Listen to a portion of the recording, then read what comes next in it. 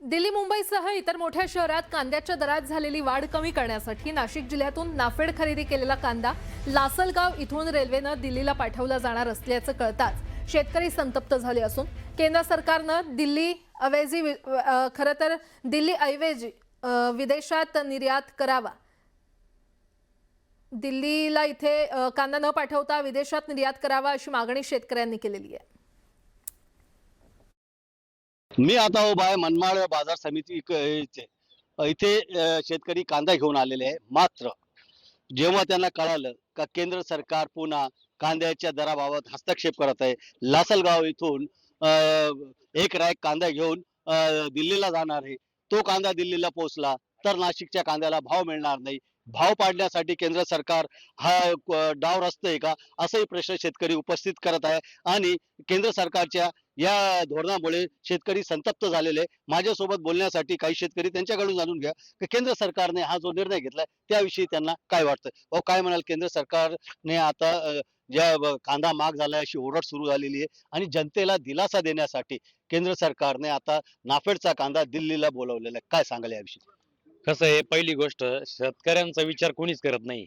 पहिली गोष्ट म्हणजे कसं आहे, खाणाऱ्यांचाच विचार करतं का सरकार, असं याच्यातून दिसतंय। आता कुठेतरी शेतकऱ्यांना 2 रुपये मिळताय, एकदम चुकीचं धोरण करतंय सरकार। सरकारने जर नाफेड मार्फत कांदा साठवलेला आहे तर माझं माननीय श्री देवेंद्र फडणवीस, माननीय श्री उपमुख्यमंत्री एकनाथजी शिंदे यांना विनंती आहे का त्यांनी महाराष्ट्रातल्या ज्या शेतकऱ्यांना 2 रुपये मिळतात तर ते होऊन द्यावे। जो कांदा त्यांनी नाफेड मार्फत इथं साठवलेला आहे तो कांदा दिल्लीला न पाठवता डायरेक्ट परदेशात पाठवावा, ही त्यांना शेतकऱ्याकडून विनंती आहे।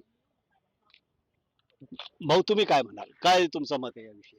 आमचं मत असं आहे की हा कांदा 6 महिन्यापासून चाळीस साठवून ठेवलेला आहे आणि सुरुवातीला हा कांदा 500, 600, 700 रुपये क्विंटल विकला, त्यावेळेस कुणीही बोलायला तयार नव्हतं।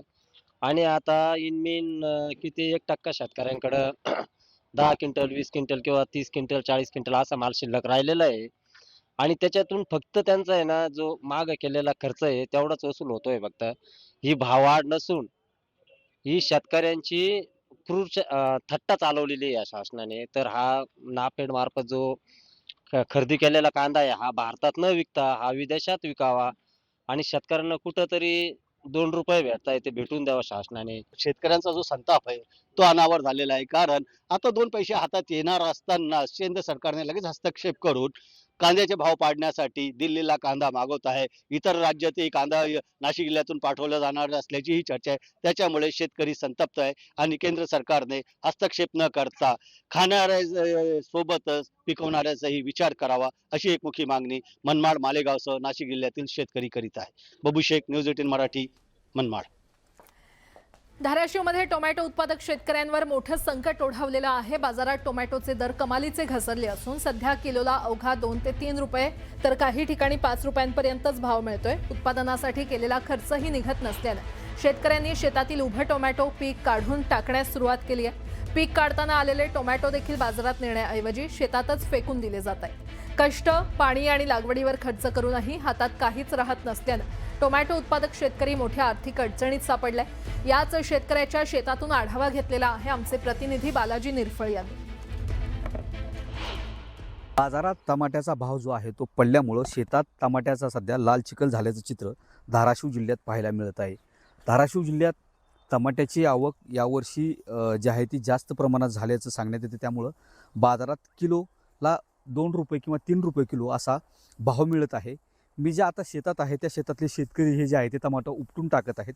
त्याचं कारण असं आहे की बाजारात जर गेलं तर 70, 60, 50 असं रुपये जे आहे ते टमाट्याचं कॅरेट विकलं जातं, त्यामुळं किलो 2 रुपये किलो असा भाव या टमाट्याला येतो।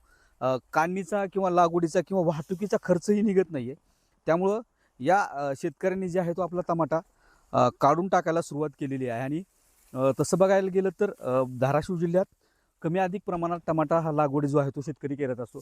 आपल्यासोबत हा शेतकरी आहे। मला कधी लागवड केली होती टमाट्याची तू? 3-4 महिने झाले। 3-4 महिने झाले। हां, आता काय भाव आहे बाजारात टमाट्याला? 80 रुपये, 70 रुपये कॅरेट। कॅरेट 25 किलोचा कॅरेट आहे। हां, किती पडतं एकूण भाव किलोचा? 3 रुपये, 4 रुपये, 2.5 रुपये। हां, त्याच्यात लेबरची कॉस्टिंग निघत नाही, गाडी भाडा निघत नाही, म्हणून सगळं उपसून टाकलंय, चिखल झालंय सगळं।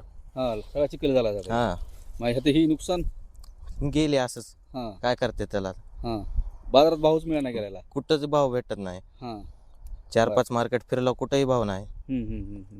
बरं ही जर बघितलं तर बाजारात याला भाव नाही आहे, त्यामुळे शेतकऱ्यांनी आता ही टमाटे जी आहे ती काढून टाकायला सुरुवात केली आहे. जर बघितलं तर तसा चिखलच जो आहे तो टमाट्याचा झालेला आहे.